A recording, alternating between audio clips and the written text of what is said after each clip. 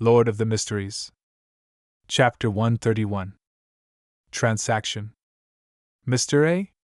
That sounds more like a code name for a criminal rather than a powerful man of mystery. It can't be compared to the Fool at all. No, only gods or demigods can be compared to Mr. Fool. Audrey felt a sense of superiority as she thought about this. She looked calmly at Mr. A and spoke to Furs and Xiao Chow with a hushed tone. Are there any stories about this man? The hooded Viscount Glaint was equally curious. Xiao Chow replied sternly. There were several such incidents in the past. Sequence 8 Beyonders, some even at Sequence 7, have targeted and tried to deal with Mr. A, but they've all mysteriously disappeared. So he truly is a powerful Beyonder. Glaint marveled. They walked into the room as they spoke. The guards immediately closed the door behind them. After adjusting to the gas lamp's light in the room, Audrey saw 2 blackboards with several phrases written across them right in front of her. At that moment, Furs, who had an unlit cigarette in her hand, whispered, "Those are the requests of the members of this gathering. You should be able to understand that many people do not wish for others to know what they possess to avoid being a target of greedy people. Thus, they write their requests, or what they are selling, as well as the rough price on the blackboards anonymously." Audrey nodded. She didn't care to observe the members of the meeting. Instead, she shifted her gaze to the words on the left board. I need a pair of eyes from a mature manhow fish. The dust left behind by vengeful spirits, 165 pounds. 3 pages from Emperor Rosel's notebook, 20 pounds. Audrey couldn't maintain the state of her spectator when she saw that. She was as shocked as she was excited. These prices are too cheap, she thought in excitement and joy. As she walked, her gaze shifted as she saw other notices. Tears of an infant flower, 200 pounds. Mummy powder, 10 grams, 5 pounds. Murloc slime, 30 milliliters, 29 pounds. Formula for Sequence 8 Potion Sheriff, 450 pounds. Just too cheap. The Beyonder ingredients all cost less than 300 pounds. Audrey's eyes sparkled as she found a place to sit together with her companions. Xiao Chow leaned over and whispered into her ear. Do you have anything you want? Audrey breathed heavily. Emperor Rosel's famous quote flashed through her mind. I want it all. She had 2 elder brothers, rendering her eligibility to inherit the aristocratic title and the main portion of the inheritance null. But as a lady adored by her parents and brothers, she had property, farmland, pastures, mines, jewelry, stocks, and bonds to her name. Together, they were valued at 300,000 pounds. This was a part of her inheritance, but she only possessed them in name before her father, Earl Hall, passed away, or when she got married. Every year, she received a corresponding amount from a trust fund. But even so, she could receive 15,000 to 25,000 pounds a year, making her one of the richest women among the nobles in the entire Lone Kingdom. Of course, she had expenses she couldn't avoid as a noble. And now that she was receiving annual payouts, she could no longer pester her parents for money all the time. She controlled herself and answered with reservation. For the time being, I have my sights on Emperor Rosel's notebook. I adore him, and I think that the special symbols and literature he created hold a mysterious power. It's just that we haven't found the correct way to decipher them. Audrey, you are becoming more and more hypocritical, she added in her heart. Just as she had said that, a young man in a white shirt sitting near them stood up excitedly. He agreed with Audrey. Yes, that's true. I've finally met someone who shares the same opinion as me. I'm the person with the 3 pages of the notebook, and I can sell them to you right now. Audrey was at a loss at first before she replied with a smile. Then please allow me to express my gratitude. She took out a pair of 10-pound notes and handed them over to the man, then received the 3 pages of Emperor Rosel's diary in exchange. Of course, no one here knew that they were part of his diary, and thus everyone generally called them his notebook.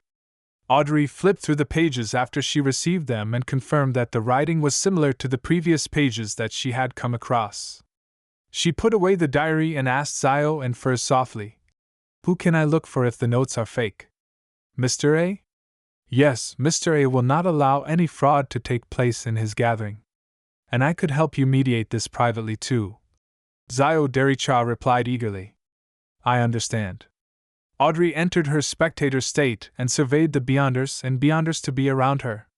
There were many people looking over because of the excitement of the young man just now. They were observing Audrey and Glaint, some making it obvious while others were more discreet, but Audrey and Glaint's hoods covered their features well. There are sofas and chairs strewn all around the venue, all facing the board. The material of the furniture is rather normal, indicating that the person who gathered them here, Mr. A, isn't a noble and doesn't care much about the venue. Yes, with the confidence he displayed, he need not be overly pretentious with the venue. Audrey looked around and calmly observed. Mr. A looks at all the ladies present, his gaze often lingering on those who have above-average looks. He's lecherous. Why is he looking at me so frequently? Can he see through my robe? Audrey was shocked at this deduction. She felt disgusted, as if she had just eaten a fly. But her worries quickly eased, for she noticed that Mr. A was not looking at her body or the bodies of the other ladies. This means that his eyes cannot see through fabric directly. His sense of sight is exceptional. It's as if he's observing me at a close distance. With that ability, the hood won't achieve much.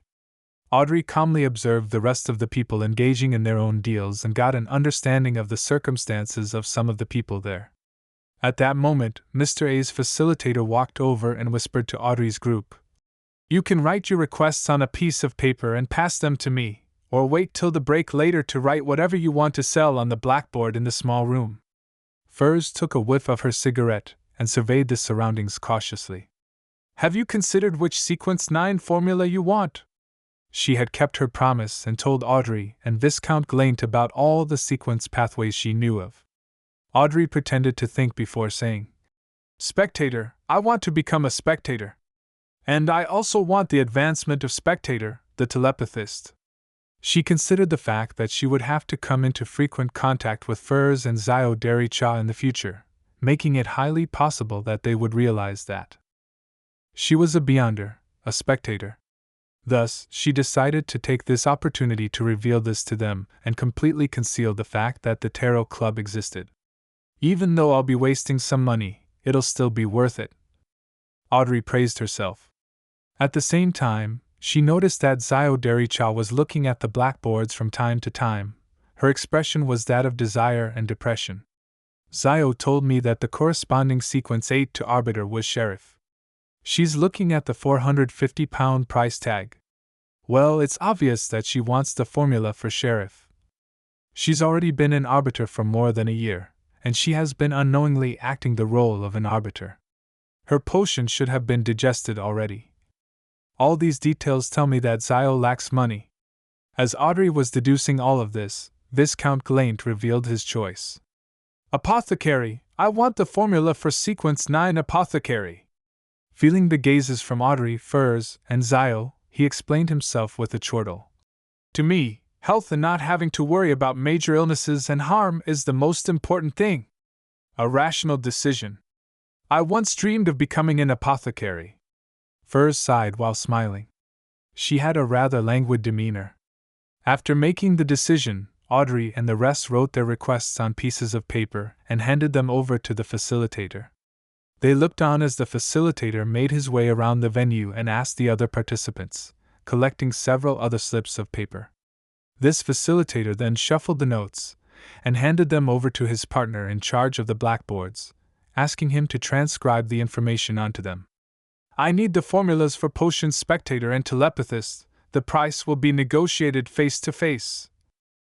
The facilitator would repeat the request 3 times after he wrote it onto the blackboard. If someone was interested, they could apply for a room in secret. There would be facilitators helping them complete the deal. After waiting for a while, Audrey and Glaint didn't receive a request for a deal. They were rather disappointed. At this moment, a facilitator walked over to Audrey's side and handed her a folded piece of paper. It's from Mr. A, the facilitator said softly.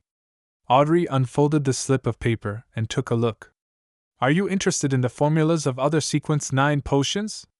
Audrey curled the ends of her mouth disdainfully and wrote on a blank spot. I am only interested in Spectator. She folded the piece of paper and handed it back to the facilitator, then watched as he passed it back to Mr. A. Mr. A took a glance and didn't say anything, continuing to look over the rest of the members silently. But Audrey sharply noticed that he had secretly burned the piece of paper and allowed the ashes to fall to the floor. 15 minutes later, Mr. A said, Now we will have a break. You can interact with other participants freely. At this moment, the young man who sold Emperor Roselle's diary approached Audrey and said in excitement, I have already deciphered a portion of Emperor Roselle's special characters and tattooed them onto myself, allowing me to gain some remarkable abilities. Are you interested? Audrey suddenly recalled that she had asked Mr. Fool if the special characters in Emperor Roselle's diary possessed any unique abilities. Mr. Fool's answer was that they were useless unless a deity suddenly took interest in them. She looked at the young man in front of her and thought for a moment. She then probed. What remarkable abilities? The young man answered excitedly. I have become stronger and more healthy. Audrey looked at him in pity. I'm sorry, I have more trust in my own research. In the remaining time, she continued observing those who came to this gathering, but didn't obtain any more information. All she had was a rough deduction that some of them were doctors or lawyers, ordinary occupations. Audrey and the rest left the venue after another half an hour and returned to Viscount Glaint's mansion as they waited till the ball ended. Audrey returned home at about 10 that night. She was about to get her maidservant to prepare some hot water when she saw her dog Susie shoot her a look. My dog just shot me a look. Audrey's emotions became complicated.